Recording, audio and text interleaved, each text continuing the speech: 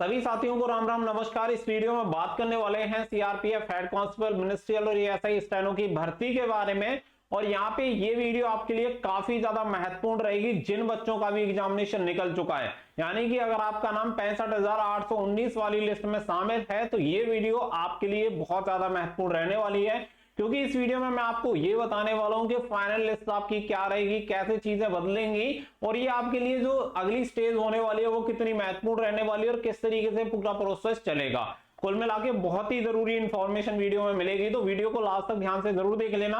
और वीडियो पसंद आए तो प्लीज वीडियो को लाइक शेयर करके चैनल को सब्सक्राइब कर लें और बेल आइकन पे प्रेस कर लें ताकि फ्यूचर में आने वाली अपडेट के नोटिफिकेशन आपको सबसे पहले मिलते रहें। साथ ही में वीडियो को डिस्क्रिप्शन में आपको टेलीग्राम का लिंक मिल जाएगा, वहां पे जाके कनेक्ट जरूर हो जाना, क्योंकि बहुत सारी इंफॉर्मेशन मैं आपको डायरेक्टली वहां पे भेजता रहता हूं। अब आगे चलते हैं और चीजें आप सभी को क्लियर करते हैं। सबसे पहला जो पॉइंट है वो है कि क्या ये जो कट ऑफ है वो फाइनल कट ऑफ है या इसके अलावा और भी कट ऑफ आएगी जिसके बाद आपकी कट ऑफ इंक्रीज हो जाएगी। अभी की कट ऑफ कितनी गई है, बहुत सारे सवाल हैं जो कि आपके दिमाग में चल रहे हैं। तो देखो, सबसे पहली चीज ये समझो कि अगर हम यहाँ पे बात करें तो यहाँ पे हेड कांस्टेबल की मैं बात कर रहा हूं। हेड कांस्टेबल के लिए कुल 65,819 कैंडिडेट को क्वालिफाई किया है और कितनी वैकेंसी के सापेक्ष में, 1315 वैकेंसी के सापेक्ष में। अगर हम इन वैकेंसी को देखें तो ये टोटल अपने आप का 50 गुना है, लगभग थोड़ा सा ज्यादा है, तो लगभग 50 गुना यहाँ पे कैंडिडेट को क्वालिफाई किया गया है। पहली चीज तो ये समझो, अगर यहाँ पे एक क्राइटेरिया वो 40% या 35% वाला फॉलो ये करते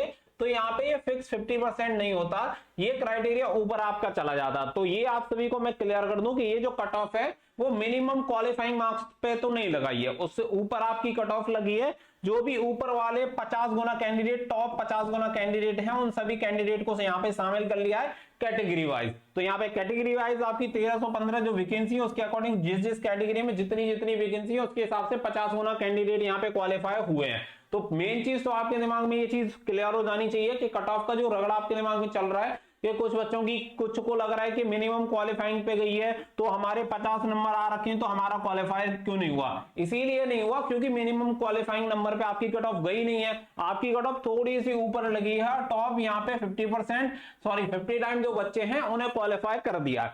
अब देखो, मेरिट के लिए यहाँ पे कुछ चीजें हैं जो कि आपको समझनी चाहिए। यहाँ पे टोटल 65,819 कैंडिडेट को बुलाया गया है, यानी कि ये कैंडिडेट अब भर्ती प्रक्रिया में शामिल रहेंगे, बाकी के सभी कैंडिडेट यहां तक पहुंचने में रिजेक्ट हो गए। अगर हम बात करें तो अभी आपका केवल सीबीटी एग्जामिनेशन हुआ है। इसके बाद अगर हम बात करें तो इससे आगे आप सभी का होना है यहाँ पे स्किल टेस्ट, यानी कि आपकी टाइपिंग। इसके अलावा फिर अगर हम बात करेंगे तो फिर आपका होगा पीएसटी और फिर इससे आगे आपका होगा डीबी और फिर इससे आगे होगा डीएमई। यानी कि अगर हम सीधा सीधा देखें तो आपकी 1, 2, 3 एंड 4, यहाँ पे 4 स्टेज बाकी हैं जिनमें कैंडिडेट डिस्क्वालीफाई होते हैं। सबसे मेन चीज समझो कि यहाँ पे जो 65,819 कैंडिडेट है, सबसे ज्यादा प्रमुख जो स्टेज है वो है आपकी स्किल टेस्ट, यानी कि आपका टाइपिंग। सबसे ज्यादा जो बच्चे फेल होंगे वो टाइपिंग में होंगे, इसी की वजह से यहाँ पे 50 गुना कैंडिडेट को क्वालिफाई किया गया है। फिर भी मैं आपको बोल रहा हूँ कि सीआरपीएफ एचसीएम में आप देख लेना, आपके सामने रिजल्ट रहेगा। सीआरपीएफ एचसीएम में 5% से ज्यादा रिजल्ट मुश्किल ही रहेगा। मैं आपको बता रहा हूं कि लगभग 5% बच्चे ऐसे होंगे जो यहाँ पे क्वालिफाई कर पाएंगे।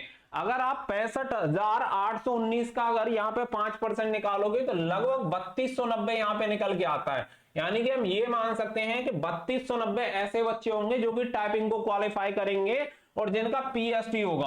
अब आप समझो कि 3290 बच्चे अगर यहाँ पे क्वालिफाई होते हैं तो पीएसटी में अब ऐसे भी बच्चे पहुंच गए होंगे जिनकी हाइट नहीं होगी या चेस्ट नहीं होगी, तो ऐसे भी बहुत सारे बच्चे यहाँ पे डिस्क्वालीफाई होंगे। और फिर इसके अलावा फिर यहाँ पे डीबी में बहुत सारे बच्चे डिस्क्वालीफाई और फिर इसके अलावा डीएमई।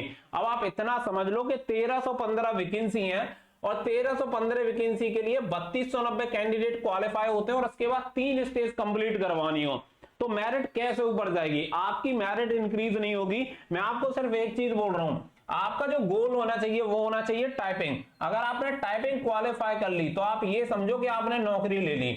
लगभग आप ये मान के चल सकते हैं, भाई देखो 100% श्योरिटी किसी के पास नहीं है, लेकिन आप ये मान के चलो कि 99% आपकी जॉब कंफर्म होगी। एक बढ़िया जॉब ले जाओगे, 8 घंटे 10 घंटे जहां पढ़ते हो 8 घंटे 10 घंटे भाई टाइपिंग कर लो। माना कि काम बहुत टफ है, इजी नहीं है, क्योंकि टाइपिंग में आदमी बहुत ज्यादा बोर हो जाता है, उंगलियां थक जाती हैं, हाथ आपके थक जाते हैं। लेकिन यहाँ पे अगर आपने ये काम कर लिया तो आप ये समझो कि आपकी लाइफ सेटल हो गई, क्योंकि इसके बाद ज्यादा स्ट्रगल है नहीं, क्योंकि पीएससी डीबीडीएमई आपको कहीं पे कुछ करना तो है नहीं, बस ये प्रोसेस है जो आपको फॉलो करना है।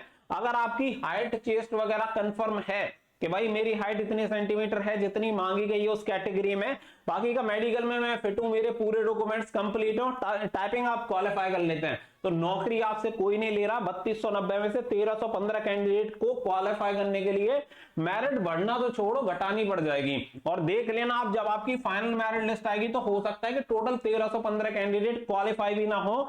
ये जो भर्ती का प्रोसेस है ना कि सीबीटी के बाद डायरेक्टली यहाँ पे स्किल टेस्ट, इसकी वजह से बहुत सारी चीजें बदल गई हैं। और दूसरी बड़ी बात कि जब 2016 वाली भर्ती हुई थी तो उसमें मैं आपको बता रहा हूं कि पहले यहाँ पे आपका पीएचडी हुआ था और उसके बाद रिटन एग्जामिनेशन हो जाने के बाद रिटन एग्जामिनेशन में जो भी बच्चा क्वालिफाइंग मार्क्स लेके आ गया था उन सभी को क्वालिफाई कर दिया था, यानी 35% 40% जो बच्चा लेके आया वो सभी क्वालिफाई थे।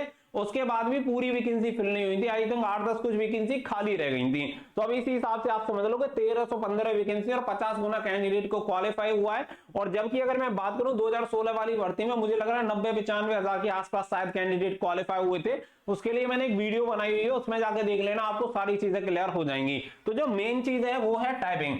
टाइपिंग के लिए मैं ऑलरेडी आप सभी को बता दूंगा 5 दिसंबर के आसपास आप ये मान के चलो कि आपकी टाइपिंग स्टार्ट हो सकती है। तो आपके पास समय ज्यादा नहीं है, अगर आपने यहां दिमाग लगा लिया तो आपकी ये जो फिलहाल लिस्ट आई है ना, जो अभी आपकी कट ऑफ आई है, ये आपके लिए फाइनल कट ऑफ ही साबित हो जाएगी अगर आपने टाइपिंग को क्वालिफाई कर लिया। तो मेन चीज है ये आपकी टाइपिंग को अपना गोल बनाओ, और जो बच्चा टाइपिंग को क्वालिफाई कर जाएगा वो अपनी वर्दी इस बार ले जाएगा। तो ये सारी चीजें मैं आप सभी को इसलिए समझा रहा हूं क्योंकि देखो अपने एक्सपीरियंस से मैं आपको बता रहा हूं, बहुत सारी चीजें ऐसी हैं कि अगर जिंदगी में हर चीज का अनुभव हम खुद ही लेने लगे ना तो जिंदगी छोटी पड़ जाएगी। तो इसलिए जरूरी है कि दूसरे के अनुभवों से सीखें। तो लगातार मैं आप सभी को इसके बारे में गाइड कर रहा था। मैंने अगर एक भी वीडियो अगर सीआरपीएफ एचसीएम के बारे में बनाई है तो उसमें हर बार एक चीज जरूर मेंशन की होगी, टाइपिंग, कि भाई अगर आपको 1% भी खुद पे भरोसा है तो आप टाइपिंग की तैयारी करते रहो, ये आपके लिए सबसे महत्वपूर्ण है। और हर एक हेड कांस्टेबल मिनिस्ट्रियल की जो भी भर्ती होती है सबसे महत्वपूर्ण पड़ाव क्या होता है, आपका टाइपिंग ही होता है। सबसे ज्यादा बच्चे यही डिस्क्वालीफाई होते हैं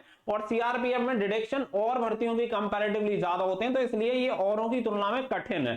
तो इसलिए मैं आपको बोल रहा था, और जो बच्चा टाइपिंग निकालेगा वो नौकरी लेगा, ये बात आप लिख के रख लेना।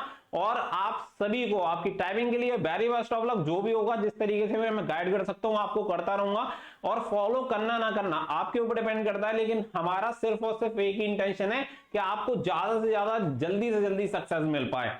और यही हमारा सपना है, और उम्मीद करता हूं कि आपका और आपके परिवार का भी यही सपना होगा। आप इस सपने को जरूर पूरा करेंगे। तो भाई जी तोड़ के मेहनत करो और अपनी टाइपिंग की तैयारी में लग जाओ, क्योंकि इस बार नहीं तो ये समझो कि आपके लिए बहुत मुश्किलें खड़ी हो जाएंगी। क्योंकि देखो 2023-24 में बहुत सारी वैकेंसी आई हैं और अभी 24 में भी आपके पास वैकेंसी आएंगे, लेकिन इसके बाद थोड़ी सी वैकेंसी आप देखेंगे कि हेड कांस्टेबल में इस बार हर एक किसी भी आप सीएपीएफ में ले लो, सभी फोर्सेस में हेड कांस्टेबल में स्टिल की वैकेंसी आई है, जो कि हर साल नहीं आती है। लेकिन आपका लक अच्छा है कि आपको इतने सारे मौके मिले, तो मौके का फायदा उठाओ। किसी दूसरी में नहीं हो पाया तो यहां हो जाए तो भी अच्छा है। तो उम्मीद करता हूं कि आप अभी से अपनी तैयारी में जुड़ जाएंगे, तो तैयारी में लगे रहो, जो भी इंफॉर्मेशन होगी मिलती रहेगी। टेलीग्राम ग्रुप को ज्वाइन कर लेना, वहां पे काफी इंफॉर्मेशन मैं शेयर करते रहता हूं। मिलेंगे नेक्स्ट वीडियो में। तो थैंक यू फॉर वॉचिंग। जय हिंद, जय भारत।